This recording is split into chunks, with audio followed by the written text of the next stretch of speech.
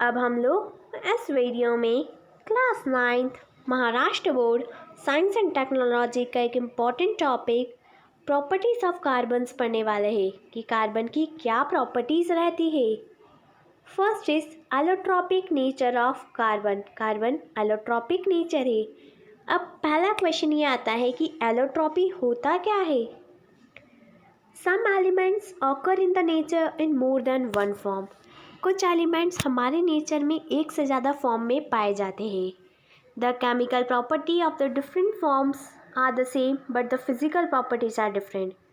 यानी उनकी अलग अलग फॉर्म्स में केमिकल प्रॉपर्टी डिफरेंट रहती है और अलग अलग फॉर्म्स में उनकी केमिकल प्रॉपर्टी सेम रहती है लेकिन फिजिकल प्रॉपर्टी डिफरेंट रहेगी। This property of element is called allotropy. इसी प्रॉपर्टी को हम बोलते हैं allotropy.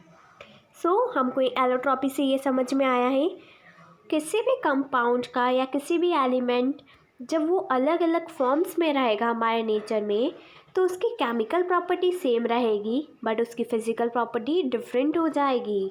Like carbon, sulphur, phosphorus are also exhibit allotrope। ये जो एलिमेंट्स है ये सभी एलोट्रॉप्स है।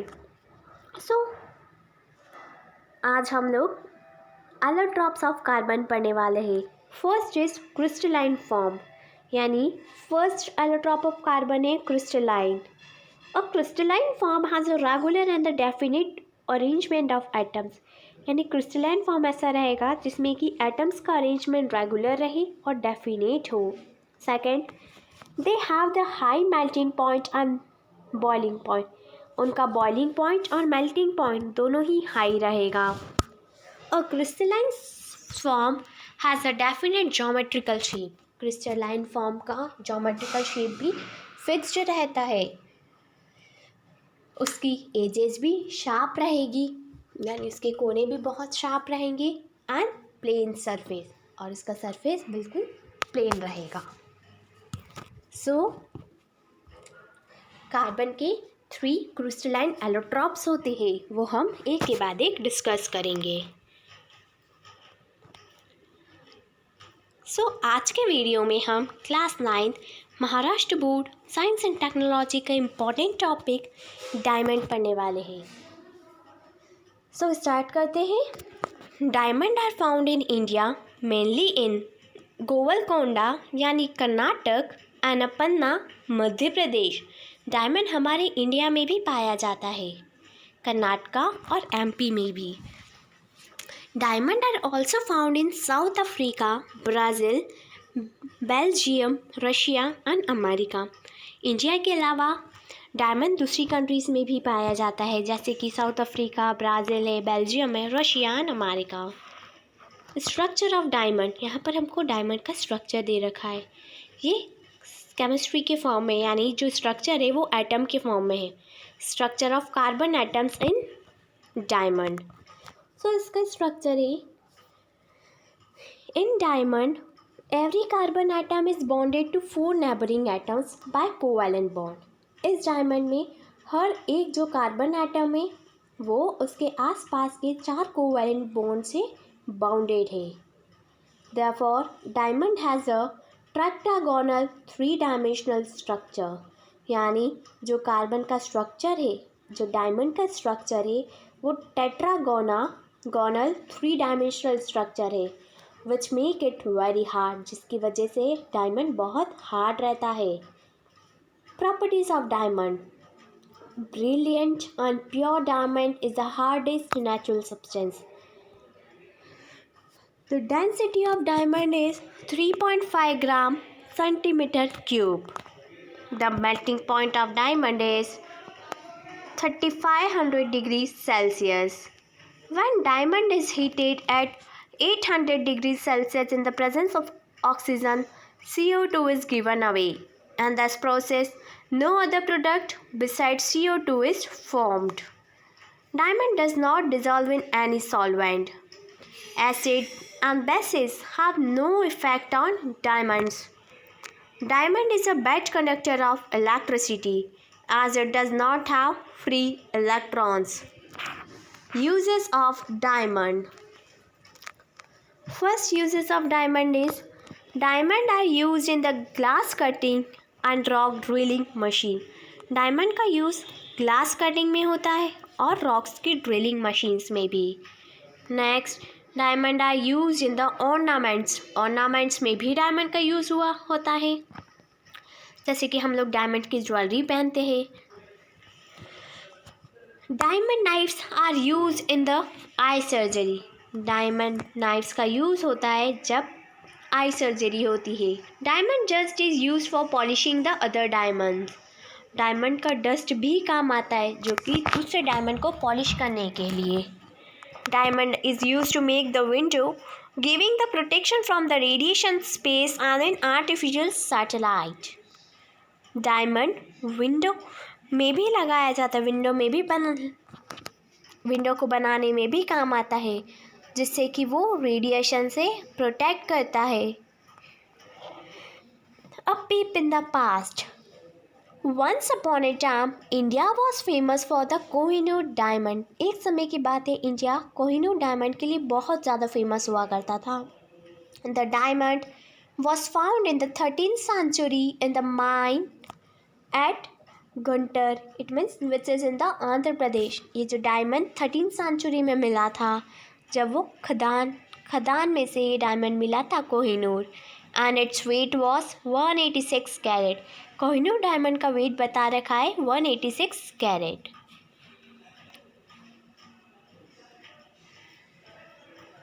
सो आज हम लोग इस वीडियो में class 9 science and technology Maharashtra board का एक इम्पॉर्टेंट टॉपिक ग्रेफाइट पढ़ने वाले हैं. Graphite is found in the natural state in Russia, New Zealand, America and India.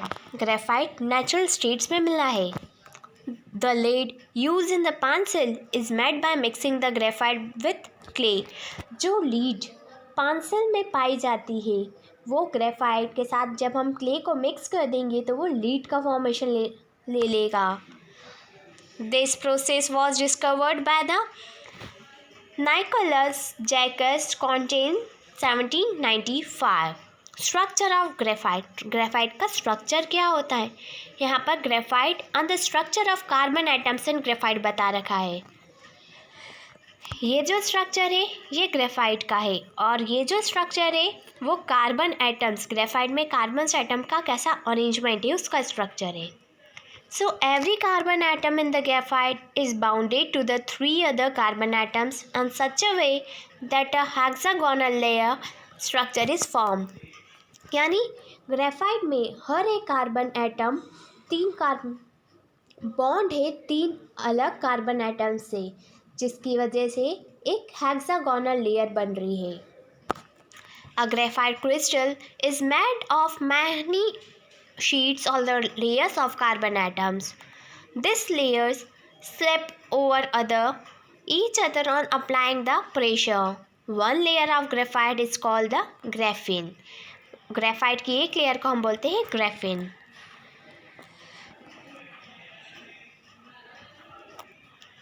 Properties of graphites are: graphite found in nature is black, soft, brittle and slippery.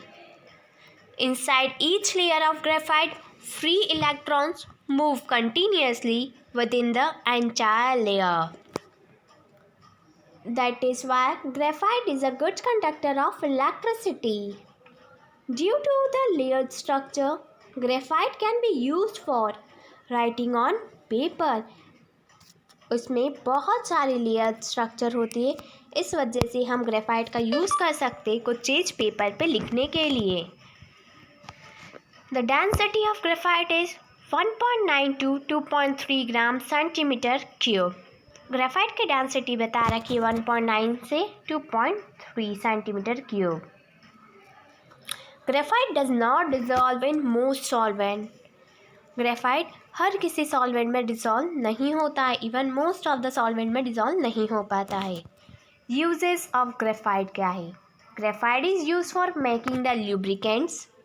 Graphite is used for making the carbon electrodes. Graphite is used in the pencil for writing. Graphite is used in the paints and polish. Graphite is used in the arc lamps which give a very bright light. I hope कि आपको graphite समझ में आया होगा।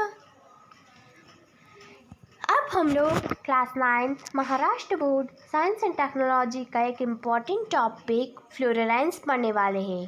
ये fluorescence carbon का ही एक allotrope है। सो स्टार्ट करते हैं। Fluorescence an allotrope of carbon is rarely found in nature.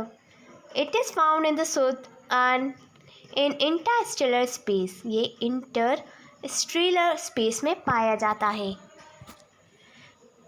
The first example of fluorescence is Buckminster fluorescence 660 C60.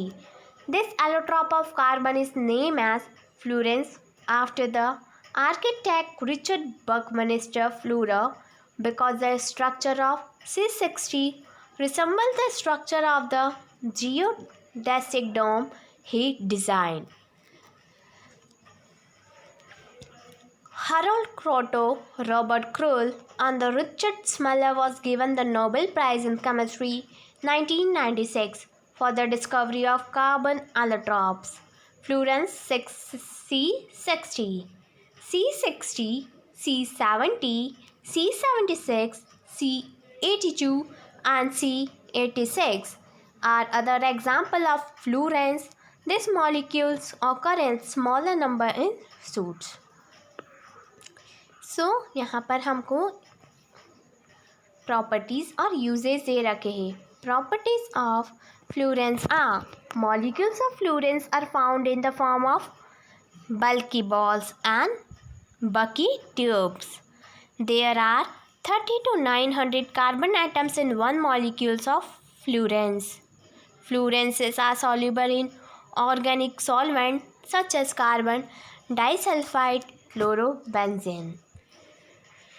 Uses of fluorescence are used as insulator. Fluorescents are used as a catalyst in the water purification. At a certain temperature, fluorescence exhibits superconductivity. I hope कि आपको carbon के तीनों allotrope समझ में आए होंगे।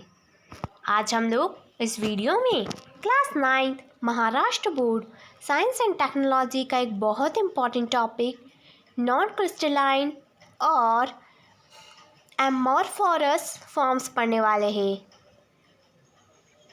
So start करते हैं। The arrangements of carbon atoms in this form is not regular. Carbon atoms का इन फॉर्म्स में यानी नॉन क्रिस्टलाइन फॉर्म में कार्बन एटम्स रेगुलर नहीं रहते हैं। कार्बन का अरेंजमेंट बिल्कुल भी रेगुलर नहीं है। Such as coal, charcoal, coke are the non crystalline form of carbon. ये सभी नॉन क्रिस्टलाइन फॉर्म है कार्बन के। सो हम एक एक करके सभी के बारे में पढ़ेंगे। फर्स्ट हम पढ़ेंगे coal. Coal is a fossil fuel. It contains carbon, hydrogen and oxygen. It also contains nitrogen, phosphorus, sulfur. It occurs in the solid state and it is of 4 types. कोल एक फॉसिल फ्यूल है जो हमारे nature में solid state में पाया जाता है, जिसके 4 फॉर्म्स बताए। First is peat, second is lignite, third is bituminous coal and fourth is anthracite. So first अपन पढ़ेंगे peat. Formation of peat is the first step in the formation of coal. It contains a high proportion of water and less than 60% of carbon. यहाँ पर water का proportion ज़्यादा रहता है और carbon 60% से भी कम रहता है. Therefore, no much heat can be obtained from pit. जब हम पिट को बंद करते हैं तो हीट बहुत कम, बहुत रेयरली निकलती है. Then lignite. Pit was transformed into lignite due to the increased pressure and temperature inside the earth. Pit transform हो गया है लिग्नाइट में क्योंकि जैसे ही टेम्परेचर और प्रेशर बढ़ गया हमारे अर्थ में, वैसे पिट ट्रांसफॉर्म हो गया. It contains 60 to 70% of carbon. इसमें 60 to 70% आता है carbon. Lignite is the second step of formation of coal. Third is Bituminous coal. Bituminous coal was formed as the third step of formation of coal. It contains 70 to 90% of coal. And the last is anthracite. Anthracite is known as the pure form of coal because this coal is hard and contain about 95% of carbon. जो anthracite है उसमें carbon का 95% रहता है. Next हम लोग पढ़ेंगे charcoal. The charcoal that is made from the animals is made from their bones, horns, etc. On the other hand, the charcoal made from the plant is formed by the combustion of wood in the insufficient supply of water, insufficient supply of air. Charcoal दो type से बनता है, एक through animals और then through plants. जब animals जो charcoal animals से बनता है वो एनिमल्स की बोन से और उनकी हॉर्न से बनता है, और जो चारकोल प्लांट से मिलता है तो जब वुड का कंबशन प्रॉपरली नहीं हो पाता, यानी incomplete combustion of fuel, incomplete combustion of would form the charcoal.